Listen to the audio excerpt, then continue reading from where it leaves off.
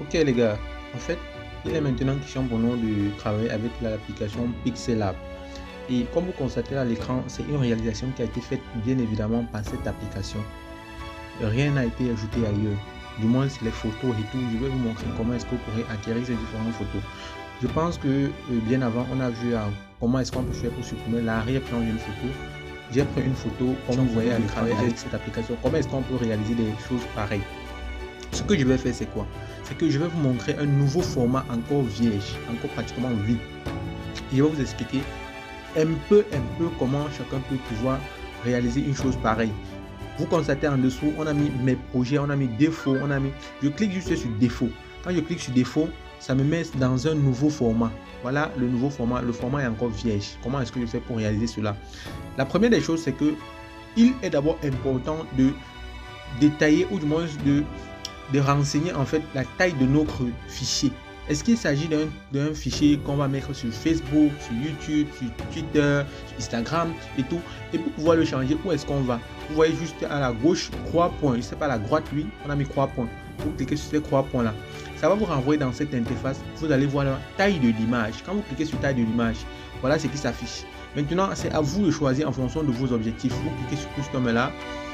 Voilà les propositions qui sont faites. YouTube, Facebook, Google, Twitter, ça dépend de ce que vous voulez. Mais sinon, je vais laisser comme ça là.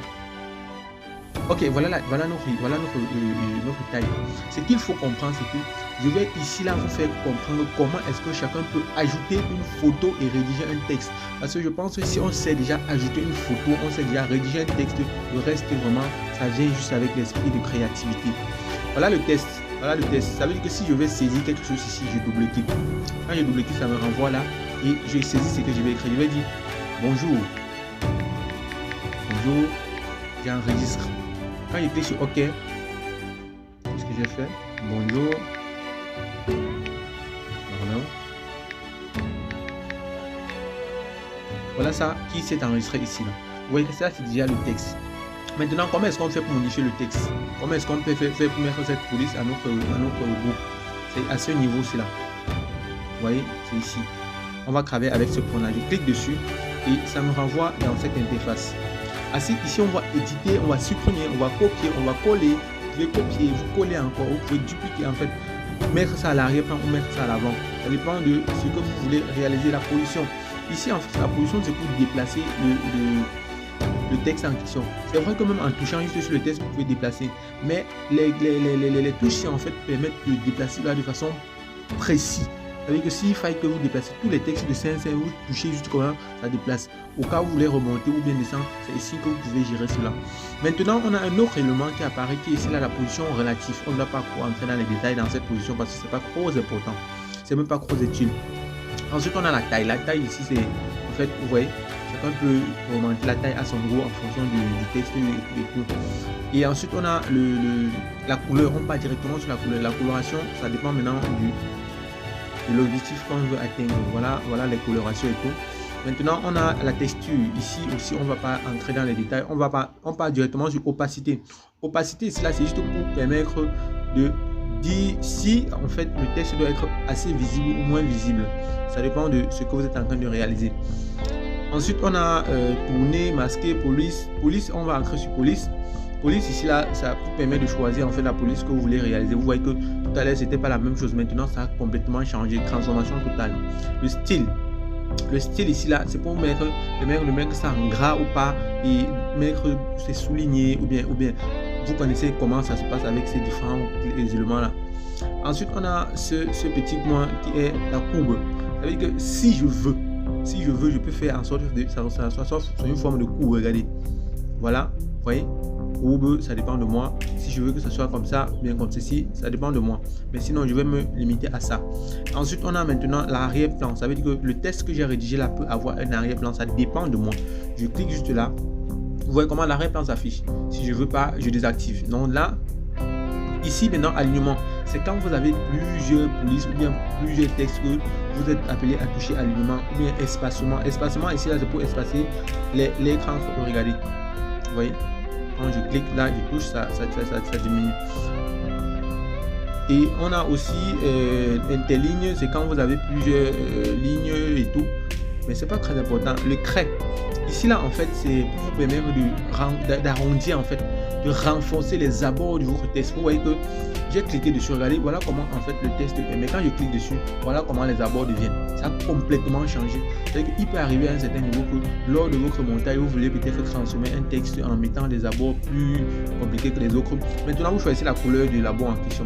Vous voyez que je choisis maintenant la couleur qui me convient le plus. Ça dépend de vous, ça dépend de vous, ça dépend de vous. Vous voyez que maintenant ici là en dessous, il y a une barre largeur de trait. Ça veut dire que tu peux augmenter la largeur ou bien baisser. Donc plus tu vas le faire, plus tu vas connaître ces différents éléments là. Et ici on a ombre. Ombre ici, voilà, c'est juste en quelque sorte pour laisser son ombre par derrière. C'est pas, ça dépend de vous. Regardez, vous voyez, plus il y a une partie sombre par derrière, c'est ça en fait l'ombre. Et on va aller avec ombre interne. Ici c'est vrai que bon, c'est pas trop important, mais sinon c'est aussi nécessaire de connaître. Vous voyez, plus j'augmente l'ombre, ça devient, le texte change pratiquement de couleur. Et ensuite on a embosse, c'est pas trop important ici là, c'est pas trop utile. On va laisser. Et on a perspective, on a rotation 3D, vous voulez roter le texte. Vous voyez ici, vous pouvez mettre ça en 3D ou bien vous pouvez mettre oblique, ça dépend de vous.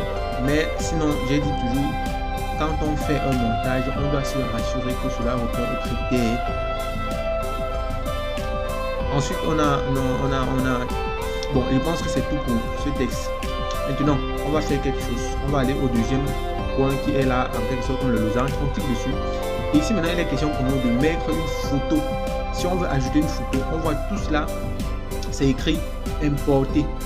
Importer, dessiner, forme. Si on veut ajouter une forme ou tout, c'est possible. On peut aussi se servir de ce menu. On a vu plus là en haut là. Si je clique sur ce plus, regardez ce qui se passe. Quand je clique sur ce plus, ça montre texte, ça met date actuelle, ça met sticker, ça met forme, ça met galerie. Je clique sur texte, ça va, un nouveau texte va s'afficher, il va rédiger ce que je veux. La date actuelle, ça va me mettre la date actuelle. Sticker, la forme, la galerie. Maintenant, si je pars dans la galerie, je sélectionne une photo, ça va s'afficher ici là, je vais pouvoir modifier comme je veux. Ça sera ma guise. Et ensuite, on a ici là qui nous permet de modifier en fait le fond de notre montage. Voilà, en fait, vous constatez là que c'est la couleur est pratiquement dégradée. Mais si je veux une couleur unique, je clique juste là. Vous voyez, je clique juste là, c'est en fonction de moi, c'est en fonction de ce que je veux réaliser. Vous voyez que je clique le fond, ça dépend de vous. La taille de l'image en question.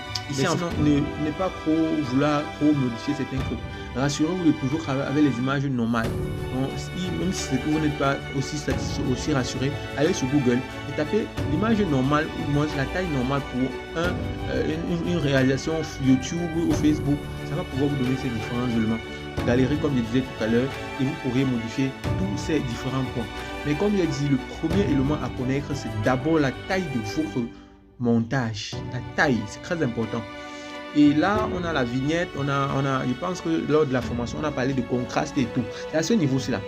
Évitez que votre montage soit trop flou, trop sombre et trop aussi éclairé. Vous voyez, quand c'est trop sombre là, c'est pas aussi attirant. Quand c'est trop éclairé, c'est pas aussi attirant. Il y a la luminosité, il y a le contraste, il y a... En fait, ce que je peux déjà vous dire, c'est que c'est plus le temps va passer, plus vous allez maîtriser ces différents éléments.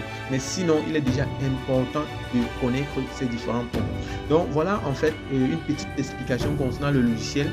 Et maintenant, pour mieux comprendre ce dont je venais d'expliquer, on va se servir des exercices, on va se servir des exercices qu'on va faire au quotidien afin de pouvoir acquérir ou au moins de développer des compétences qui pourront nous permettre d'être assez créatifs lors de nos réalisations. Donc, je vais m'arrêter là pour aujourd'hui et je vous donne rendez-vous pour la prochaine vidéo. Surtout, n'oubliez pas de vous abonner les gars. Nous venons tout juste de débuter avec cette chaîne et on ne compte pas se limiter à mi-chemin. Donc, encourageons-nous les uns et les autres. Merci bien.